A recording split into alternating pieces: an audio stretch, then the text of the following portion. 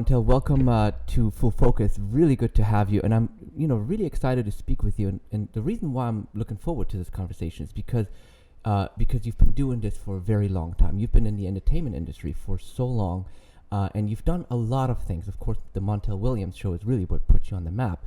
But there's a host of other things that you've done along the way, directing, acting. So we'll get into all of that. But, Okay. But before we do, I know you're born in Baltimore and you grew up in Maryland, near Baltimore. What was it like back then? I think 56 is when you were born. I was born 56. Yeah, 56 in a little spot in Baltimore. It's called Cherry Hill, which was at the time one of the nation's biggest ghettos, and literally about half a block away from where I was born was the first hazardous waste cleanup site that the country funded, because it was the home of Bethlehem Steel and the dump that Bethlehem Steel dumped a lot of hazardous waste in. So yeah, I grew up in an inner city setting, and then my parents worked really hard to get us out of the ghetto. We ended up moving into a small suburb right in the southern part of Baltimore called Morris Hill. And how old were you when you moved to Morris Hill? I just turned 7. Oh, I see. So I did my first grade in Cherry Hill, and then moved into a suburb then. And what did your parents do at the time? Back then, my father had 3 jobs. He's a Jamaican. He's funny because most Jamaicans talk about the fact that they don't have just one job; they got multiple jobs. So he was a fireman. He was a carpenter. He also was a musician. And my mother was a nurse's aide, and she also worked as she was one of those hidden figures that way back in the 60s, she was an African-American woman who ended up being a engineer for Bendix, which ended up becoming Westinghouse. So she's good for her. So they're hardworking folks. Hardworking people, real hardworking people, absolutely. How did that influence your upbringing? I mean, I think it's the fact that I was in a home where work was paramount, and both my father and mother having multiple jobs. It's what instilled a work ethic in me, I think, even before I went in the military. So I mean, I started working. I lied and got a work permit when I was 12 years old, and worked. What was your first gig? Your first job? Working in a restaurant. I worked. As a matter of fact, here's what's really crazy. My first job, like so many Americans, especially in the baby boomer generation, was at McDonald's. Believe it or not, I went to work at McDonald's. And worked there for 2 days until I looked across the street and there was a sign at a car dealership, help wanted. So after my break at McDonald's on day 2, I walked across the street to see what the devil do they want. And I ended up getting a job washing cars on the lot of this car dealership. So you left your McDonald's job to go wash cars. Washing job. And then I ended up going back to restaurants. And then I followed in my father's footsteps. I started playing music when I was maybe 13 years old. What instruments did you play? I sang, I played bass, I played trumpet, and I got in a couple bands, 13, 14, 15 years old, and ended up literally working in nightlife and in bands around the Maryland area until I graduated from high school. Wow. And then eventually you then went into the military. Is that when it happened? Were you living in Maryland when you decided to join the military? Yeah, I had a really very successful school career. I ended up being the president of my class in my junior year, president of my class my senior year. I was elected as a student on the board of education in my county. For my senior year, I was I was the Chesapeake Regional Association of Student Councils parliamentarian. My junior year, I was. You're a high achiever. Yeah, I was one of those kids. Yeah.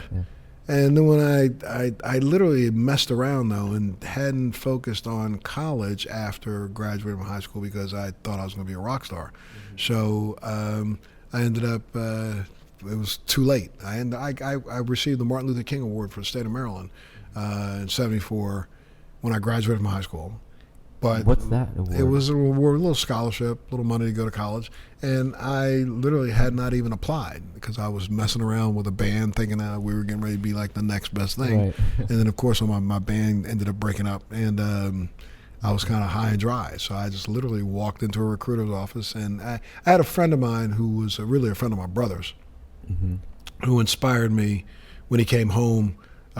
He had been in Gitmo in Guantanamo Bay in Cuba and had gotten shot, believe it or not, and came home on convalescent leave. But he was in his uniform and he just looked like $1 million. And I remember, you're thinking about this. This is 1973 when he came home, and I went down, I think the next day, and I literally signed up in a delayed program and enlisted in the Marine Corps. But if you think back, 73, 74, this is back in a time when we had just gotten through Cali and we had just gotten through Vietnam War, and we were a nation that was divided, and really this whole sense of I support the troops and thank you for your service was something that was never ever seen. Right. So I went to boot camp, and I remember leaving boot camp and stopping at a restaurant in Virginia, a place that you would think that there would be nothing but military support, and the person spit on the ground because I had on my uniform. Right. So I enlisted long before it was vogue. You know what I mean? Right. Yeah. So tell me about that. Like, how was you did it for a long time, like 20 years. Yeah. I enlisted in the Marine Corps and very quickly got meritoriously promoted 3 times or 2 times. I had Lance Corporal and PFC and Lance Corporal, and then I made Corporal before I transitioned from the Marine Corps into the Navy, because I entered the Naval Academy in Annapolis, Maryland. I went to the Naval Academy for 4 years, graduated with a degree in engineering and a minor in international security affairs. Wow. And unbeknownst to me and most of the medical world back then, I was misdiagnosed, but I probably was showing signs of MS right then. Misdiagnosed. When I graduated, I was considered not physically qualified because I had gone through a bout of MS, and nobody could understand what it was. And so I was not allowed to go back into the Marine Corps because one of my bout ended up causing me to lose vision in my left eye, and the Marine Corps doesn't accept people in unless you have correctable vision. My vision wasn't correctable, so I ended up being commissioned as a naval officer, and my choices were really either go to Supply Corps or Special Duty Intelligence, and I had studied Chinese at the Naval Academy, so I picked Special Duty Intelligence. I became a Special Duty Intelligence officer, and then ended up spending more time at sea than most of my contemporaries who were supposedly physically qualified. So you were out on the ships most of the time? I was on ships, on the water, on ships below the water, on airplanes above the water, on islands where we were invading. Yeah, I did it all. What an experience. I mean, you probably saw a lot of things. You learned a lot, right, during that time? Learned a lot about myself. I think I learned more about me than I did anything else. I think I learned, my ability. I mean, I did, 3 submarine deployments of 90 days or more under the water. The hatch closes, and doesn't open again for 90 days minimum. And that's one of the hardest duties that anybody could actually pull, because you disappear, and that's 3 months, a quarter of a year that's gone, that you don't get back. You're in a submarine? Oh yeah, I was on subs 3 times, 3 full deployment submarine deployments, and I ended up, because of my work there, I received a lot of awards for my work and my submarine duties, and ended up running a submarine program out of the National Security Agency after I finished that for a large part of my career. Wow. And no mention of television or wanting to be on TV or any of that. Is there a thought that is even crossing your mind at that time? How did you even get interested in wanting to do that? I was, go back to my high school days. I was a thespian. As a matter of fact, I was the president of our national thespian society at our school.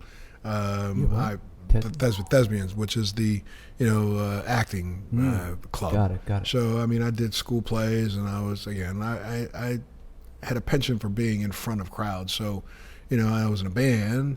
So all those things together kind of formed this entertainer portion of my life. And then I put it on hold. And then in 1988, I started a program while on active duty, speaking to kids in schools across the country. And I know it sounds weird, but I literally took my leave time and would speak in high schools across the country to high school students from the 9th grade to the 12th grade about everything from staying in school, staying off drugs, staying away from sex, and those kind of things. And this is back before schools in America allowed anybody to even walk in the door. There was nobody doing what I did. As a matter of fact, it was so profound that Nancy Reagan even reached out, and Ronald Reagan flew me to the White House to congratulate some of the work that I and a team member of mine was doing in schools. And then because of that, I mean, in a short period of time, in 3 years, I spoke to about 1.5 million kids face to face. Why? How did you come up with that? It was, it was really funny. I got asked by a friend of mine, a graduate from the Naval Academy, a classmate of mine, to come and speak at a conference he was doing on leadership. Spoke at that conference, and this was at Kansas State University back in 1988, January of 1988. I'll never forget. And in the audience were teachers and some school supervisors from around the country. And a guy said, "Hey, I would really like for you to come and speak to the kids in my school about what you were just talking about." I said, "Of course." So I took leave and did it. Got it. And then the next thing I know, I had spoken in 60 schools. You having fun with it? I was having fun everywhere I was going, but everywhere I went, it became a media event. I would show up at a school and talk to kids about staying in school, staying away from drugs, staying off of sex, and every local channel 2, 4, 6, 8, 10 would show up and cover. Military guy comes to high school here and talks to the kids, and the kids had a rousing response to this guy. And so much so that between January of 1988 and May of 1988, I spoke to about 60,000 kids, and that got featured on NBC Nightly News and the Today Show. And the thing that was so crazy about it was that the headline was Navy spy talks to kids about being on a straight and narrow. That's were what they you a spy? Well, security constraints preclude me from discussing what I did while on active duty. Oh, still to this day. To this day. Yeah. So I while I was on active duty, I held the highest clearances that this country has to offer. And serious stuff. I worked out of the National Security Agency in Fort Meade, Maryland. So that should give you an impression of what privy to some really, really, really some of the most dangerous, I think, and at the time, vital information that we were collecting in the entire security world. But here I am speaking in schools, and when they look at what I do, they were a Navy spy talking to kids, and that's what literally got NBC Evening News and the Today Show. I was on the NBC Evening News, and then the next morning, Jane Pauley interviewed me on the Today Show. And that interview, when I walked off the set, the President of the United States, Ronald Reagan, and Nancy Reagan called NBC and said, "We need to talk to this guy." So that afternoon, I was flown down to D.C. to meet with the president the next morning. Exciting. And it was exciting, but it also blew my cover in a way. Everything that I was doing in the military, and it made it impossible. I was plastered on newspapers across the country, which how can you be a spy and everybody knows what you do?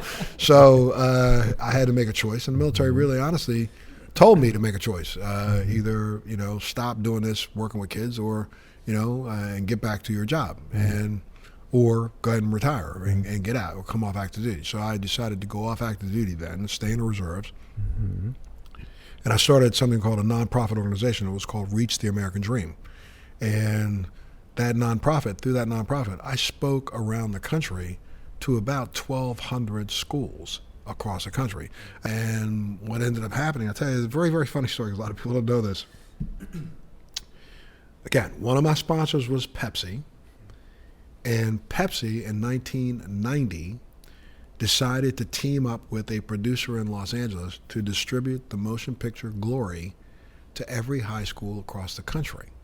And they did so after reaching out to the National School Board Association, and because they had been paying me quite a bit and putting their signage up in the rooms, they asked me if I would do an open for the movie Glory as they put it in these schools. And I said, yeah, of course. So I did an open. You can actually Google it these days and say Montel Williams does the open for Glory that's distributed in high schools. And it'll come up, and you should take a look at that, because it's really kind of funny. The producer of that movie, his name was Freddie Fields. He didn't even know that Pepsi was doing this and buying all these copies and sending them out across the country. A copy shows up on his desk. he puts it in the video machine. There's a VHS tape. Yeah. He puts it in the VHS machine, and there's my mug. Hi, I'm Montel Williams. Blah, blah, blah. I do this whole speech. And he was trying to figure out who the devil is this guy. So I'm literally in my office in Colorado, and he calls up, "Hey, pal, what are you doing on my movie? Who gave you permission to do that?" He didn't know. I was like, "Dude, who the hell are you? I don't care who you are." Click, hung up on. And then I realized who this guy Freddie Fields was. And Freddie Fields happens to be one of the most prolific producers in all of Hollywood history, and one of the most prolific agents in Hollywood history. Freddie Fields, as a matter of fact, he did Looking for Mr. Goodbar, Poltergeist 1 and 2. He started what ended up becoming CAA after a split from a couple other organizations. The agencies. And so I called him up and said, "Hey, wait a minute, dude, I'm running around this country going to school at a time. Why don't we hook up together and do a big film about what I do, and then we can distribute it." And he said, "Well, come on out here and let me talk to you." And I literally flew out to meet with Freddie Fields on December 23rd, 1990. By January 25th, 1991, I was in contract negotiations with 7 different syndicators for the Montel Williams Show, and literally ended up deciding on Viacom, signed a contract like April 1st, and they flew me to LA on May 1st. I had 2 weeks to close an office in Colorado, move to LA. They gave me an opportunity to do 3 practice shows on May 8th. I went on the air the following Monday. Wow. Yeah, and I had never been a host of a TV show. I didn't even know what the tally light was on the front of the damn camera. So I went on the air, and then and the rest then is history. The show stayed on the air for 17 years. Let's talk about the Montel Williams Show. Yeah, 17 years. I mean, what a success story, really, right? 5 Emmy nominations, right? You won the Emmy. I won the Emmy as a talk show host, and I got nominated 4 other times right? For best show or best host. Yeah, and in 1996, I think you won for outstanding talk show host. But I mean, 3,500 shows, I think, over 30,000 interviews. It was over 3,200 shows. I averaged 8 guests a show. So I did well over, I got to tell you, around 30,000 people sat on the stage beside me. Wow. And then I had well over 300,000 people in the audience. So 17 years, it's nationally syndicated, yes. Right? How do you, is it every day? You taping every day? How's that? No, I literally did something that most people in television curse me for these days, and the majority of hosts of talk shows curse me for, but I was the first host to be able to do 3 shows in a day. So I did 3 shows on 2 days a week, and sometimes I did 3 shows 3 days a week, so that every 6th week I could give my crew a week off from production, work on the next 6 weeks worth of shows. You did more than just host a show. I was executive producer of the show. As a matter, I'm the creator of the show, executive producer of the show, and I took over the reins of executive producing the show about 3 months in. When they first started the show, it was Viacom, tried to hire, they hired a producer, executive producer away from Oprah Winfrey Show, and they brought this person in, and I mean, almost every day was a fight. That little barking is my doggy. That's your dog, yes. Every day was a fight over the topic. I literally had arguments sometimes with the EP, with the EP, leaving fingernail marks down the road, because back then, this is 1991. We did every topic under the sun. I mean, and back then a lot of the talk was really salacious. Oprah was on. It was Oprah, Sally, Phil, Geraldo, and Donahue, and everything from strippers to polygamists to you name it. And in the first 3 months of the show, I was trying to compete with every topic that everybody else was doing. Right. And a couple of times I literally left fingernail marks down the hallway because I didn't want to go in that studio and tape that show. These people saying, "Oh, you got to do it. It's going to rate really well." Sally did it last week, and it rated really well for her. And I did a show I'll never forget. I did a show. This was maybe in September of my first year. I started in again May. And that's another part of the reason for the success of my show. When my show went on the air, there was only Sally, Geraldo, Oprah, Phil. All right, that's it. And Regis and Kathy weren't even considered a daytime talk show. They were a morning entertainment show. I started in May with them. So my show immediately got compared to those 5 shows that existed. In September of that year, shows started, Ronald Reagan Jr. had a show. John Tesh and Lisa Gibbons had a show together. A girl by the name of Jane Pratt, a woman named Jane Pratt, who had the Jane magazine, had a show. Chuck Woolery had a show in September that year. All the news compared those shows to the existing talk shows. So they lumped me in with the crew that was the original crew, yeah. rather than the new breed. I got lumped in with because I had already assessed my show. So timing was good. Timing was perfect for me because all 4 of those shows got canceled and I stayed on the air. Right. And from the time that I went on the air as a talk show host to the time I came off, well over 140 other hosts attempted to do that job, came and went.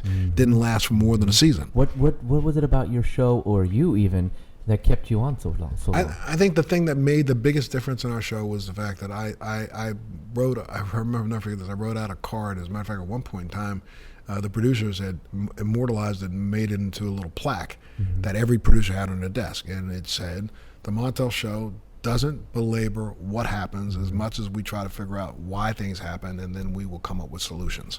So my show was not about the what, it was more about the why and coming up with the solutions. So I think that's what kept me on air, because immediately when I came up with that and put that on every producer's desk was the day I fired that executive producer, and I decided I was going to executive produce the show myself. That we hired other people on that helped make them keep it moving. I literally approved every guest, every topic out of the 3,200 shows. Producers had to come to me, not to another person. I would hold producer meetings with the executive producer and have producers, their associate producers, and their PAs all sit in a room. We would do retreats once every 6 or 7 weeks, and they would have to pitch to me whatever idea they wanted to do as a show for the next 6 weeks.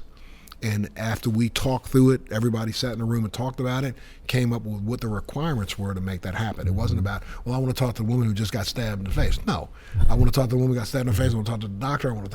I wanted to get the list of why, and then why are we doing this show?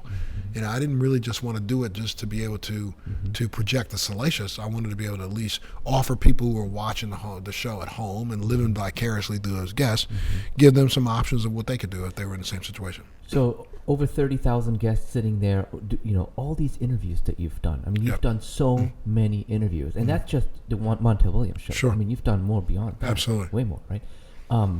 What makes a good interviewer, right? Listening. Yeah. A listener.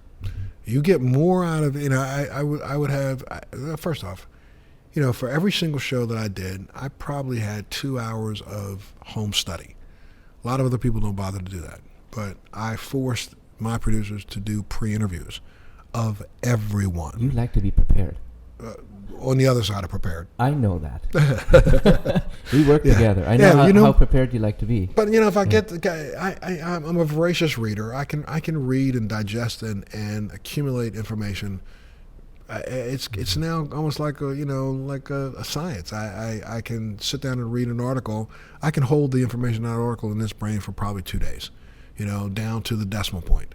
And I want to have that information there and available at the tip of my tongue, no matter what's going on in that interview. So when I sat down to interview people, the interview isn't about me having, preconceived questions that I want to ask them. I want to find out what's going on in your life. And so from the time, if you impress me enough to be on my stage, then I should be impressed enough to want to know something about you.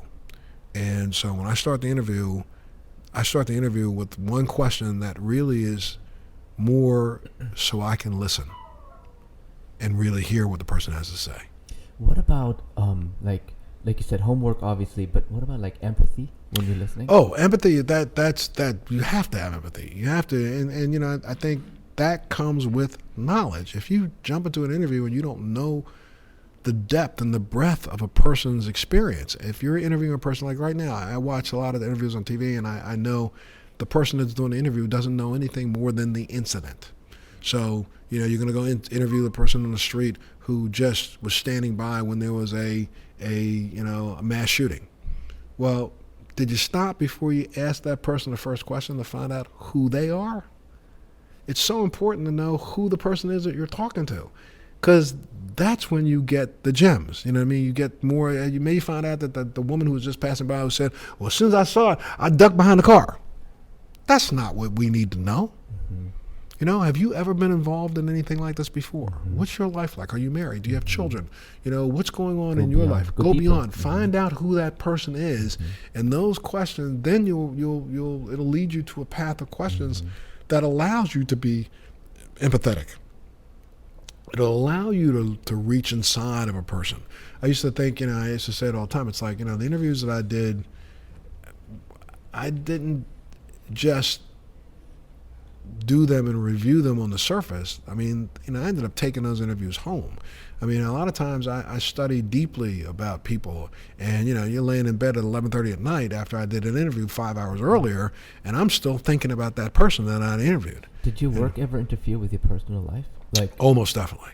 There was a time when I know for a fact it was so emotionally draining, and I did. If you look back at it, most people, as they look back at the Montel Williams show, they remember that our show dealt with real issues.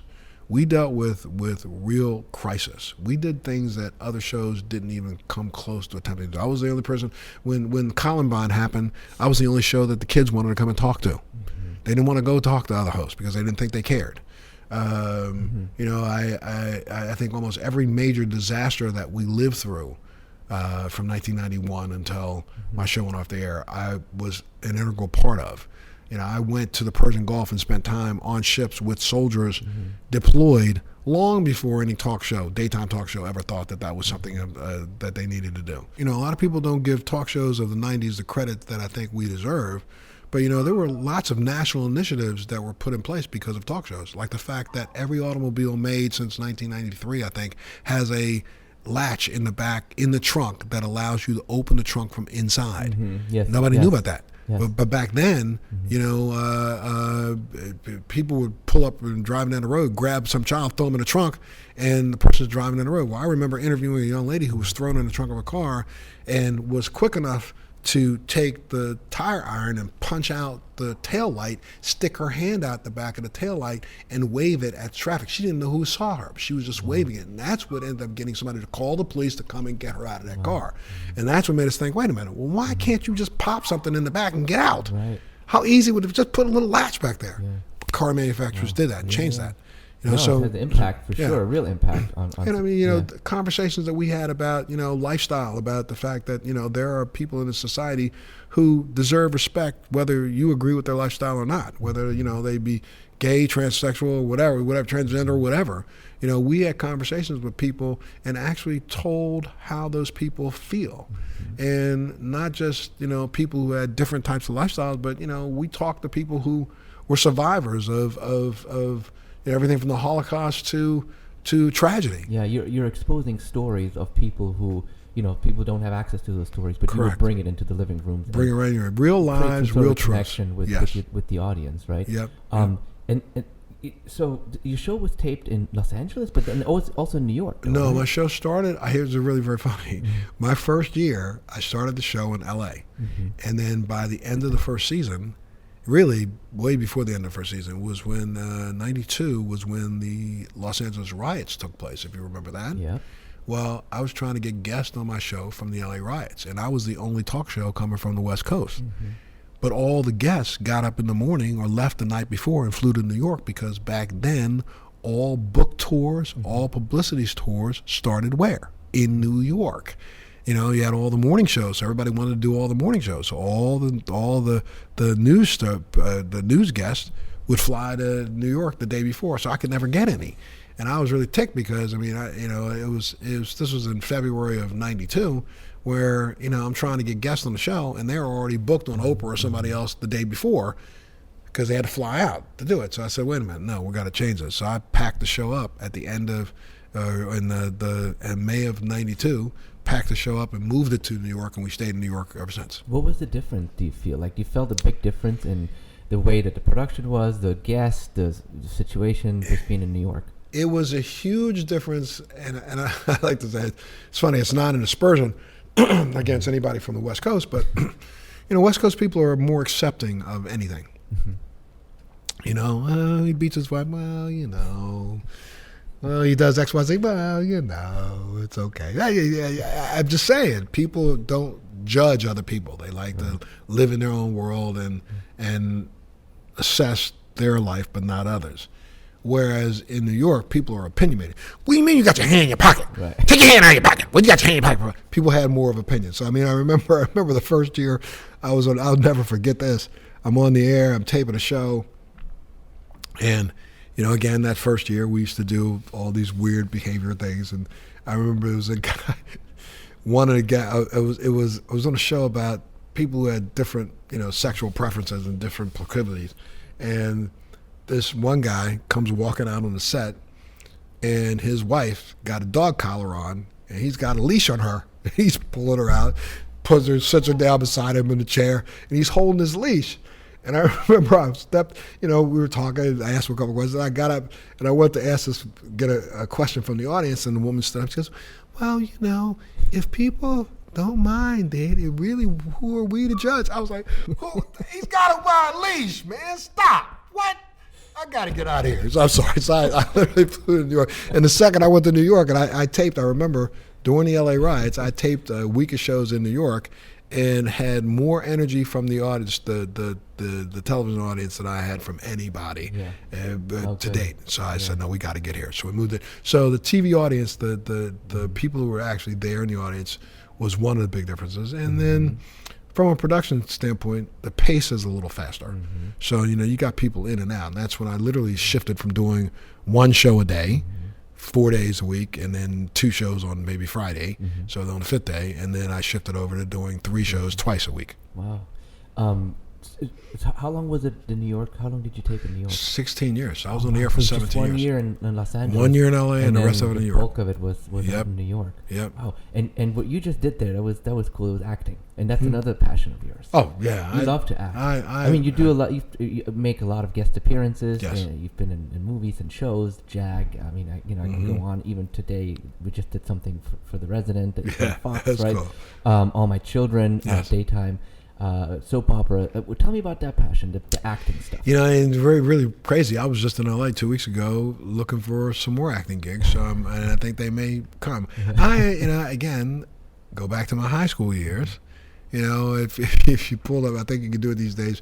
You can pull up yearbooks, but I was part of the National Thespian Society, which is the Actors Society for for stage acting, and I did at least 2 plays a year, every year from my 9th grade year until I graduated from high school. I really enjoyed the live feedback from an audience. Remember, I even did a Broadway play, which was called The Exonerated, and did multiple dates with that. I did about 40 dates with them all over the country. Talking about experiences, you've been doing this, like we talked about at the top of this, for a very long time, and you have experience, right? If you look back now, at all your years in the industry, tell me a little bit about some of the valuable experiences and some of the takeaways you have. Looking back, what are some of the things that you feel like, hey, maybe I would do this differently today, or if I had done this or that, give us a little bit of that, share. Well, I look back, one of the things that I think that, and some people tried to remind me of this as I was going along, is that, life is fleeting. And, when you're in it, you think it goes on forever the way you're in it, but it doesn't. Here I am 17 years, I had a show for 17 years on a talk show, and I can barely, I can get meetings right now, but, the chances of me getting any major production now from this point forward in life is probably slim. We have such a short attention span these days. I'm old news in Hollywood, which seems weird. Our show that we're doing right now, which is Military Makeover, is getting rave reviews, and as it stays on the air, it gets more and more and higher rave reviews. But Hollywood has this thing where you're only as good as your last project. And I think you look across the board at almost anybody out there, and they would say the same thing. You're only as relevant as what you did last week. And I wish I would have paid a little bit more attention to that along the way. And that's one of the things that I didn't. And, also, there were times along the way that I think maybe I felt like I knew it all. I knew what's good for me. And I passed on some things that I probably, I now look back and I kick myself and say, why did you pass on that? It was really stupid just to be a butthead. But at the same time, I had an opportunity to talk to 30,000 people. I mean, when you really put that in perspective, think about that. Close your eyes and think about it. 30,000 people. Most people don't have a conversation with more than one person a day. And they don't really have a meaningful conversation with more than one person a day. And I had an opportunity to talk to 30,000 people and get 30,000 different perspectives on different things. And got to study about 30,000 different people, 30,000 different lifestyles. So that was probably one of the things that I think I am happiest about, because I feel like I have a life that, fulfilled. I mean, I've shared experiences with that many people. That's humanity, man. Mm-hmm. And so that was really good. And so tell me about one of the most humbling experiences that you've ever gone through and career related, maybe something like you just said, something like an opportunity that you may have. Well, I mean, I had I think humbling, I had a show that I literally created and was one of the writers on and executive producer on. It was a show that was called Matt Waters. That was a really, really, I thought, very, very good show. Showed the nation. We won our time slot for 5 weeks in a row, but a new president came to the network and just dropped the show. I mean, just didn't. It wasn't like, he didn't like it. It was just like, I didn't create it, so you're gone. Bye. And there was no conversation. And that's what makes you understand how worthless you really are. No matter how great you think you are, here's a person who just stepped in and said, I don't care. I don't care. I don't care. And it's like, wow. I mean? We just won our time slot 5 weeks in a row. This is going to be one of the bigger shows on TV, but you didn't create it, so you don't care. I remember it took me a while to get over the fact that my life was in someone else's hands like that. Yeah, and this business, it's a lot of times. Correct. It's like that. Correct. You're a very outspoken guy. Sure. You go out there on different talk shows and you write op-eds for the USA Today. Mm-hmm. Just recently, a couple of them.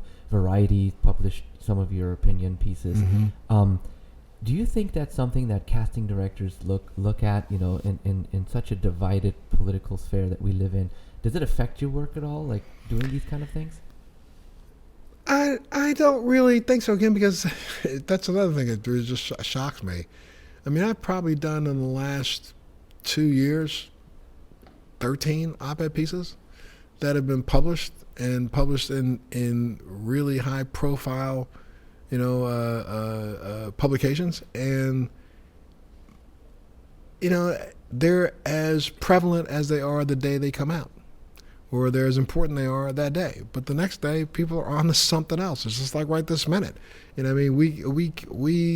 You can't turn on the news and not see the Hurricane Dorian. It doesn't matter what else happens in the world. We had a mass shooting 2 days ago. We had another mass shooting 2 days before that.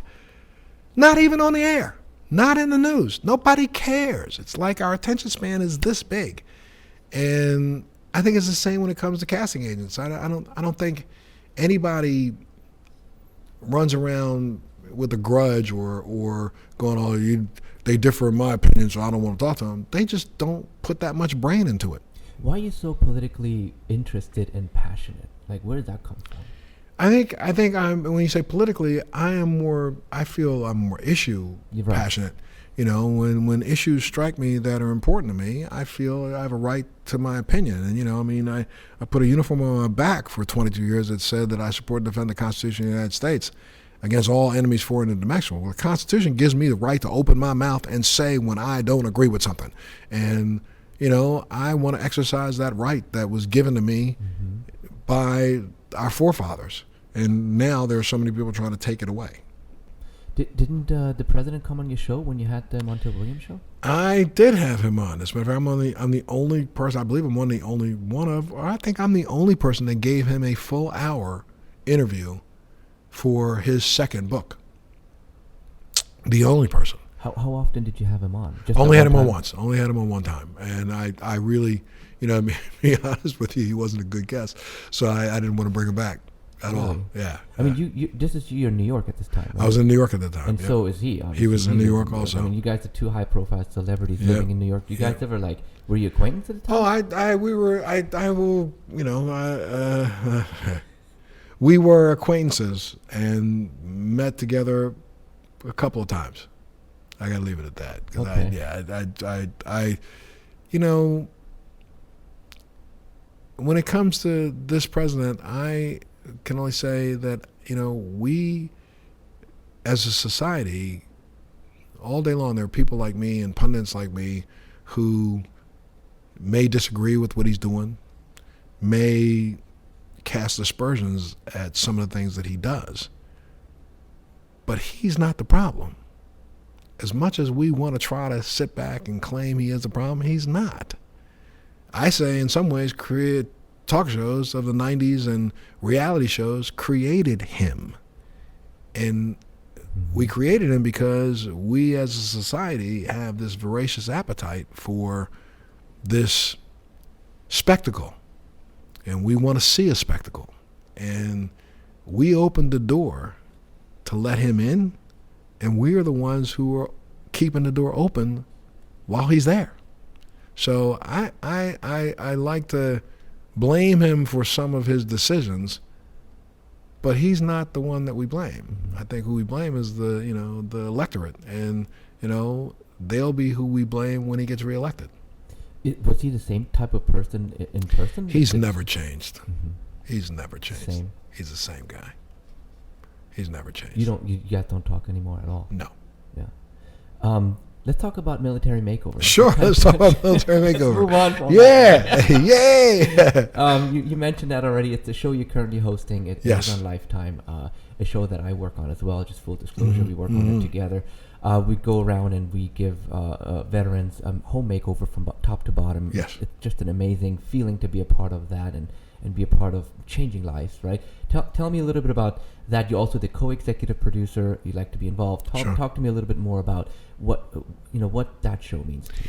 I tell you something. After you said it earlier that you've got this long storied history in television and entertainment. I do. This will be one of those things that I put on a pedestal as high as the Montel Williams show. I really believe this is content TV with a purpose that makes a difference.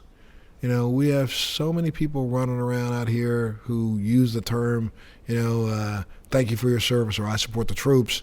And they say it almost like lip service, man. I mean, I think this is where the rubber meets the road, where we're literally going in, and you said it, impacting and changing lives, not just the life of the soldier and the family members of the soldier that we help with their home, but for a whole community. For 1 minute, for 1 week, a community stops what it's doing, stops being so selfish, self-centered, and narcissistic, and reaches outside of itself to help someone else. Think about that.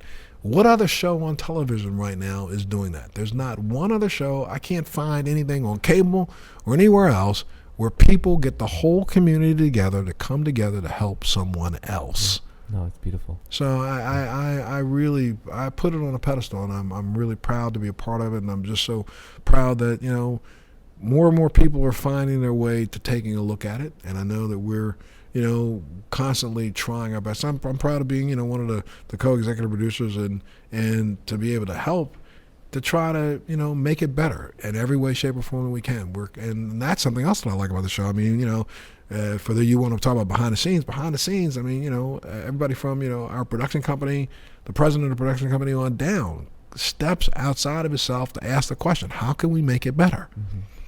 Come on, man. I did my show for 17 years. I didn't have one member of the production company come in and say, how can we make you better? They were trying to figure out how quickly they could get their paycheck and keep getting their paycheck, but not how can we make it better. Well, so, yeah, I really like this. Cool, awesome. Yeah, no, we enjoy it.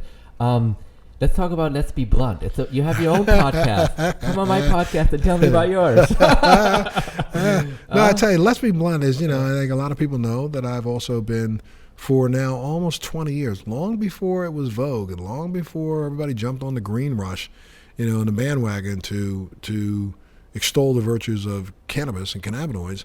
I've been a person that's been out there, out in the front of the movement in a sense, trying to make sure that doctors and patients can have a private conversation, and people who could use cannabis medicinally have a good, efficacious product to use. You talk about cannabis in a medicinal kind of way a lot, Mm-hmm. And I know you're passionate about it. You've been doing this for a very long time, way before there was that rush, right? Yeah.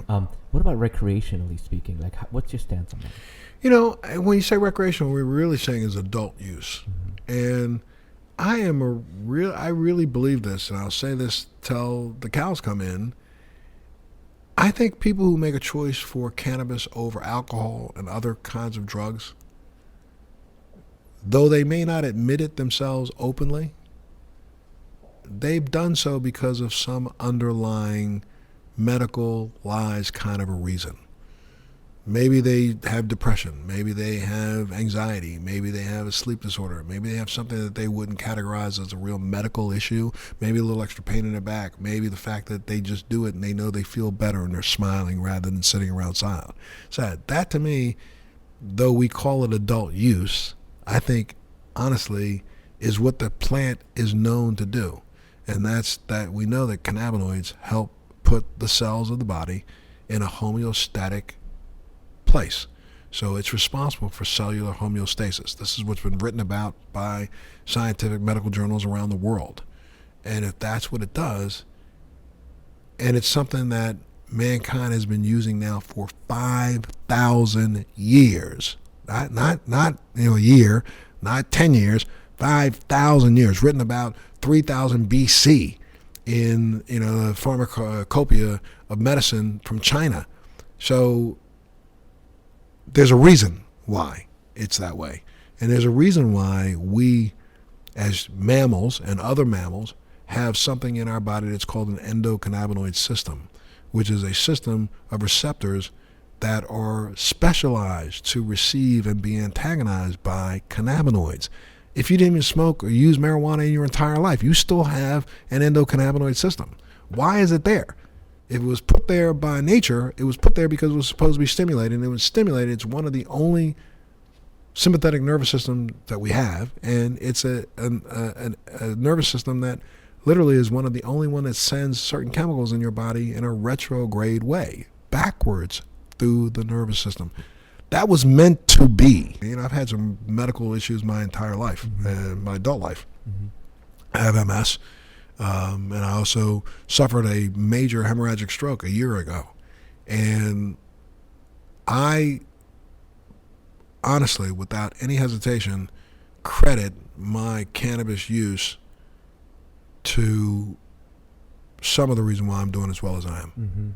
I was going to say, man, how do you feel? You feel good? I feel great. I've been feeling really speaking, right? Yeah, I mean, I have MS. There's no question I have MS. MS doesn't have me, but I have it.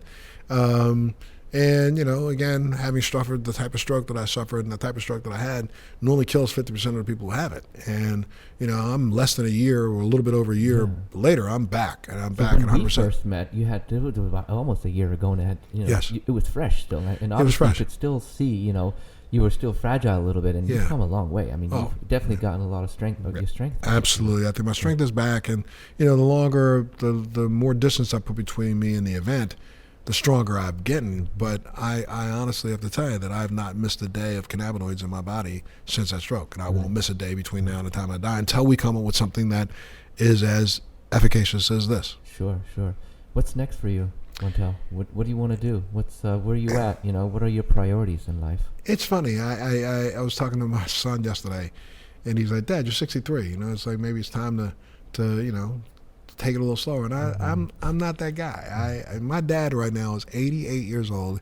He goes to work 4 days to 5 days a week as a tax arbitrator, and he sees cases every day.